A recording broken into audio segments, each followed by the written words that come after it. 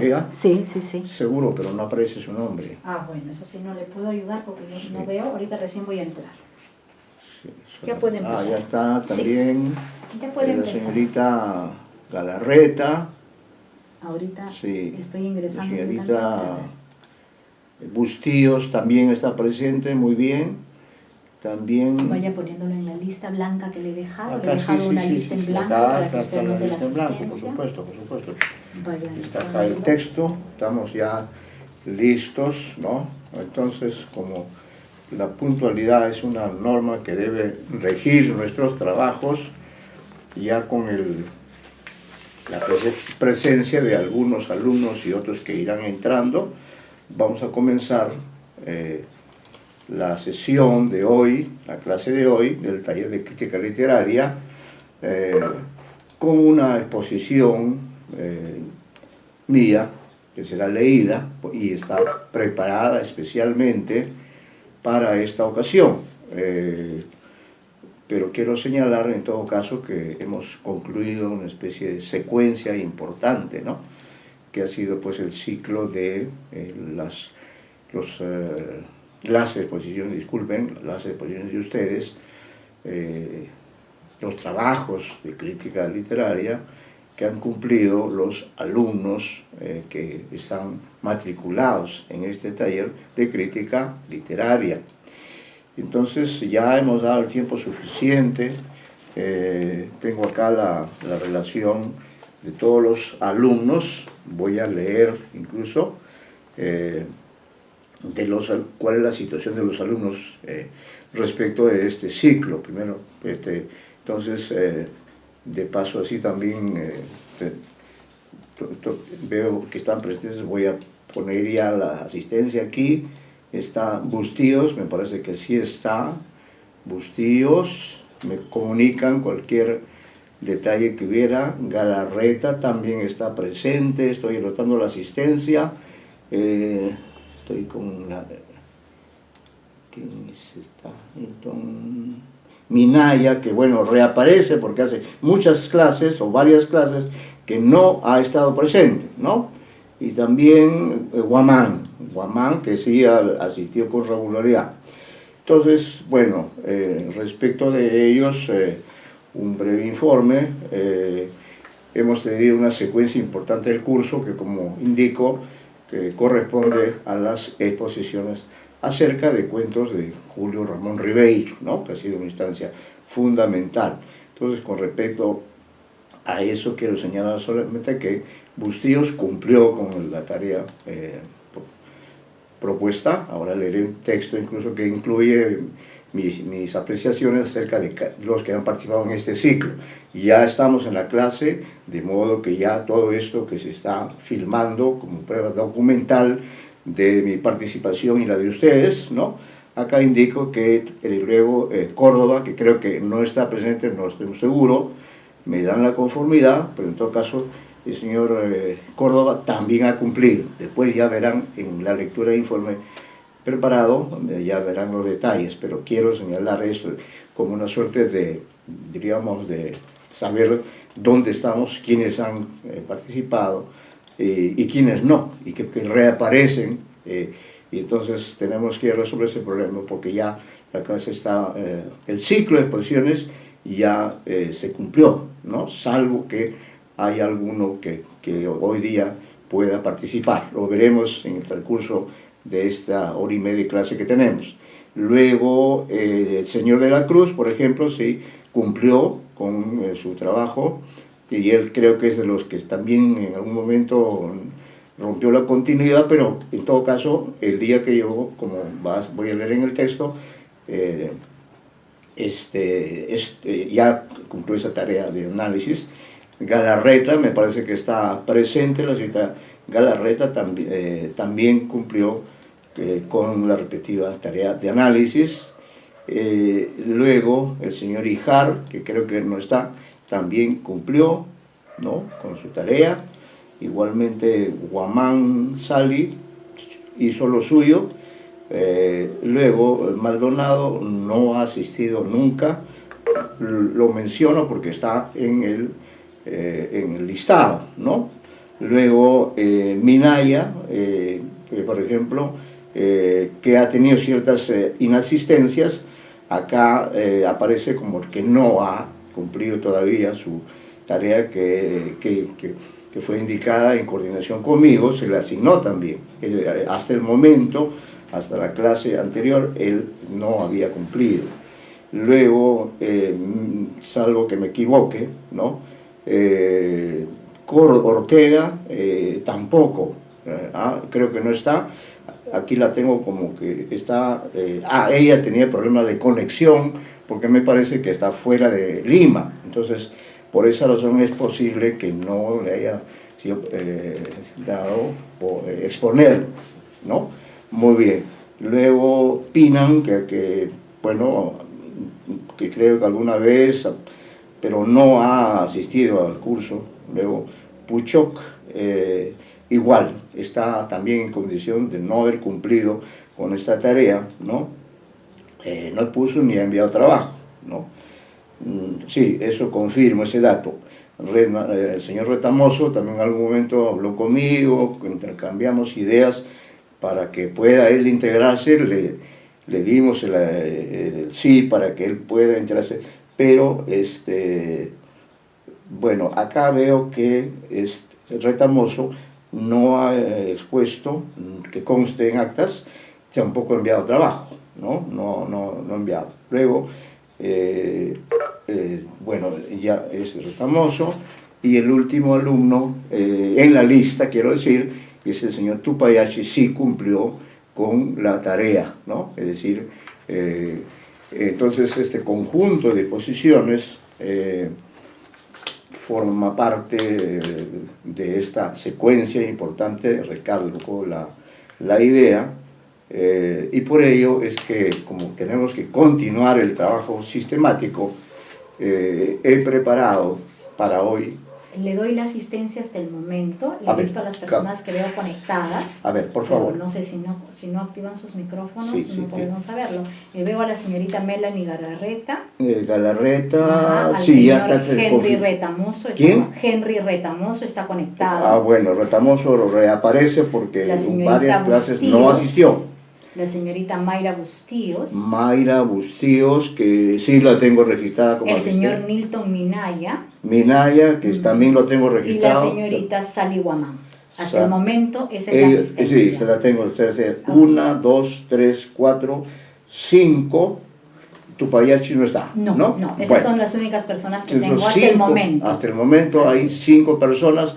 Entonces vamos a dar unos minutos porque, como les repito, este ciclo dedicado vemos que se ha realizado, pero también acabo de señalar, ya no voy a repetir, pero sí hay algunos que no han cumplido, entre los que están principalmente Minaya y Retamoso, y también Puchoc, o sea, por lo menos Puchoc, Retamoso y Minaya, ellos 3 no han participado ni enviado trabajo, ni han enviado el respectivo trabajo, que conste eso, ¿no?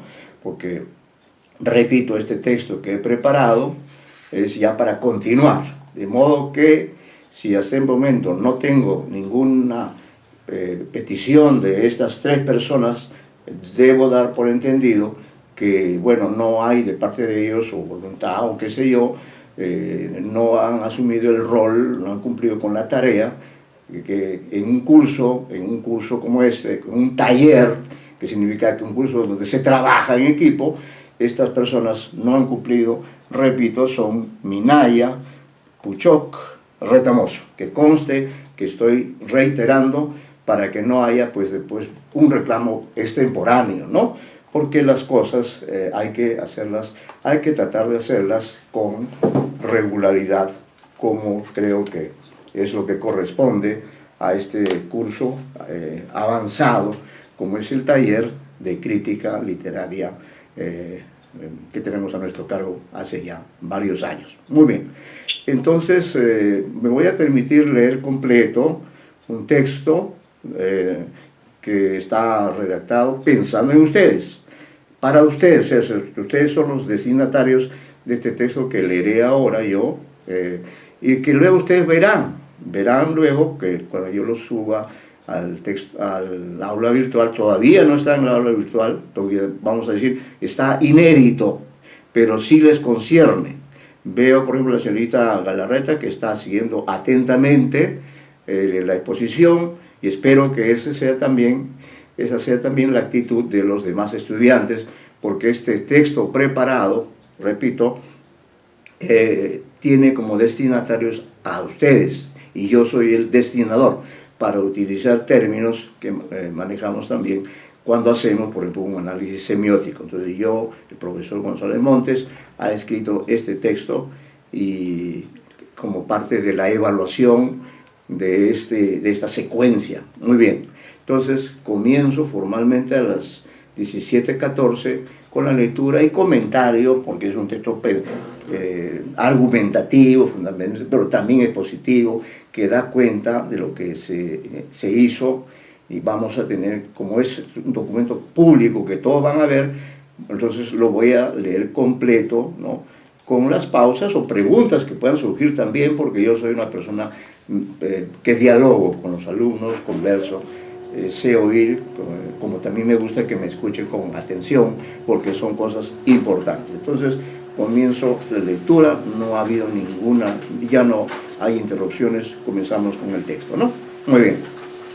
Entonces digo yo, con el propósito de evaluar y de continuar el trabajo del taller de crítica literaria 1, semestre 2020, que venimos realizando, y habiendo transcurridas algunas sesiones dentro de la llamada comunicación y educación virtual que San Marcos adopta por primera vez, y a causa de la situación de pandemia en que nos encontramos, nos permitimos compartir algunas ideas, pautas pertinentes para un desarrollo óptimo del tiempo del que disponemos hasta el fin del semestre en curso.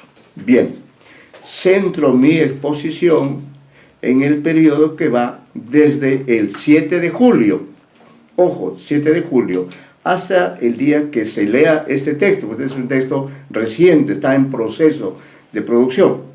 Y aquí puse entre paréntesis, y es algo exacto, ¿no?, que se lee este texto, pongo entre paréntesis, fecha probable, martes 21 de julio próximo, que es hoy día, estamos 21 de julio, y hoy estoy leyendo este texto que todavía no está terminado, pero que sí ha sido seguido a supuesto un trabajo importante, y deberán tomar en cuenta ustedes toda la información aquí pertinente para ver qué es lo que vamos a hacer de hoy en adelante. Continúo con la lectura del texto, que está, repito, preparado para que ustedes puedan escuchar y entender. Y si hay alguna pregunta, pues con todo gusto, con el debido respeto. Bien, debo recordar que después de haber cumplido varias tareas anteriores, ojo, propias de la crítica literaria, el jueves 25 de junio acordamos programar un ciclo de análisis de determinados cuentos de Julio Ramón Ribeiro. Como tarea previa, recordemos que habíamos leído y comentado 2 textos críticos acerca del libro Cuento de Circunstancias, 1958, del citado escritor. Dichos textos críticos eran de Alejandro Susti, de la Universidad Católica, de Lima también, y de Antonio González Montes, profesor del taller. Muy bien, entonces aquí hay una primera gran secuencia, creo que es lo principal, que se titula Ciclo de exposiciones sobre cuentos de Ribeiro. Yo hago ahora la evaluación de ese ciclo de exposiciones sobre cuentos del autor al cual hemos dedicado estas trabajosas reuniones, que las son dentro del marco de la comunicación virtual. Bien, precisamente no se estableció un cronograma de exposiciones, pero debo destacar que el alumno Tupayachi tuvo la iniciativa de inaugurar la tarea indicada. Haremos una apreciación sobre cada una de las exposiciones y dejamos constancia de que algunas de ellas no se han cumplido por diversas razones, ajenas a mi voluntad, porque yo he estado puntual en cada sesión programada por la plataforma que San Marcos está empleando. Estos comentarios que cada uno leerá también en el aula virtual solo tienen como propósito mejorar la calidad académica de los participantes, cuyas notas se considerarán en la evaluación total del curso, ¿no? Como he indicado, las exposiciones se iniciaron el 7 de junio, ojo, más de un mes, y el jueves 16 de julio continué con esa tarea, ¿no? Que se supone que ya estábamos terminando el ciclo, pero un expositor que reapareció de pronto, el señor de la Cruz, pidió una oportunidad y se la dio.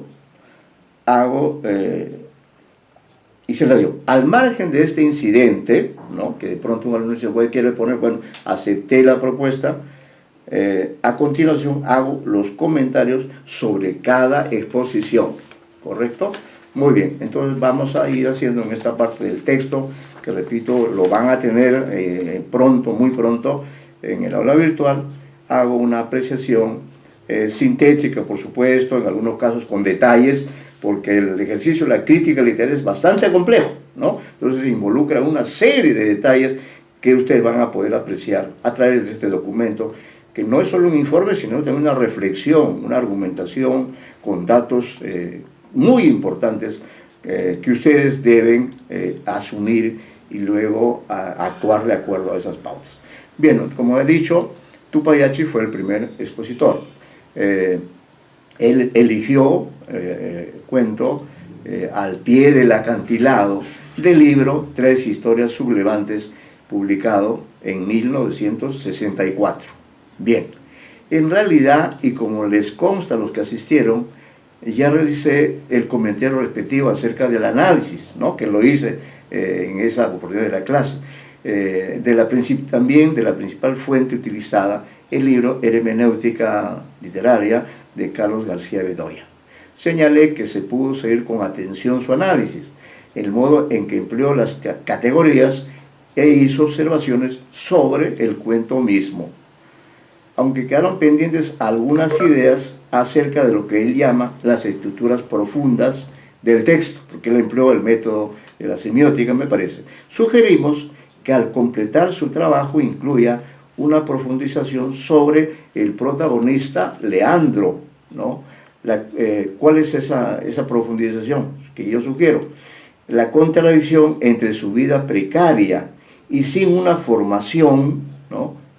Que acredite su competencia lingüístico-literaria y la habilidad extraordinaria que muestra para narrar su tragedia. Es decir, con esto quiero decir que este personaje, Leandro, que es una especie de náufrago en esta ciudad de Lima, este personaje Leandro, pues de pronto él y sus dos hijos están en el aire, hablando literalmente, es decir, carecen de casa propia, ¿no? Entonces emprende la aventura de buscar un terreno, un espacio en el cual poder levantar una construcción precaria, ¿no? Y para poder vivir. Bueno, sobre ese cuento.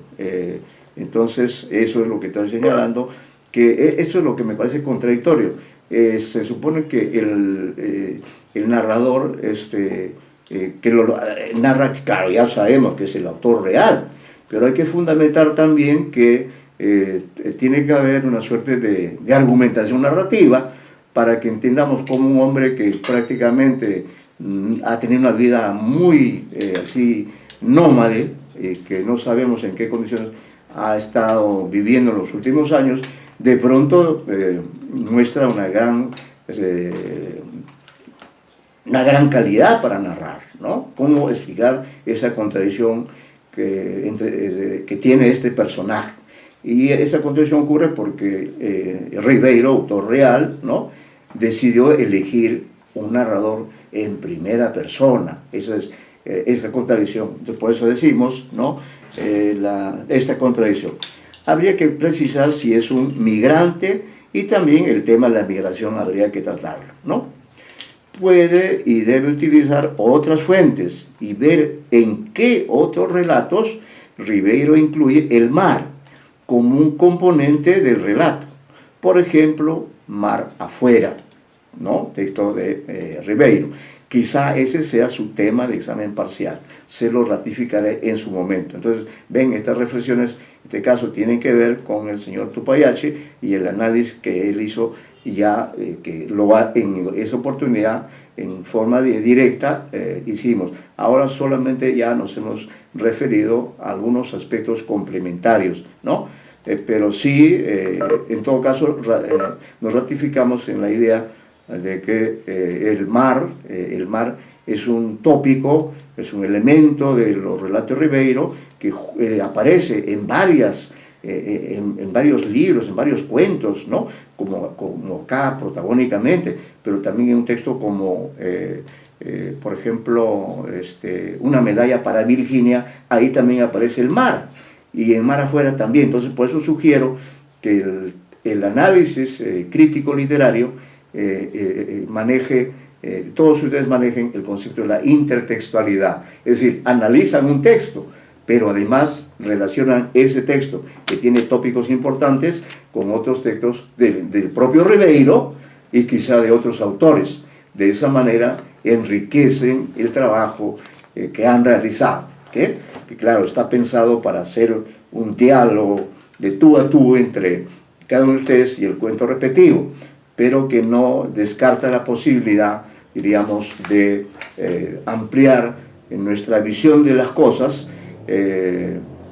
con el examen de otro texto del mismo autor o de otro, y de esa manera nuestro conocimiento del mundo literario, que es inmenso, entonces se va, digamos, perfilando, se va haciendo más específico. Lo digo con la experiencia de vida dedicada al trabajo literario. Muy bien, estas páginas han estado dedicadas al señor Tupayachi.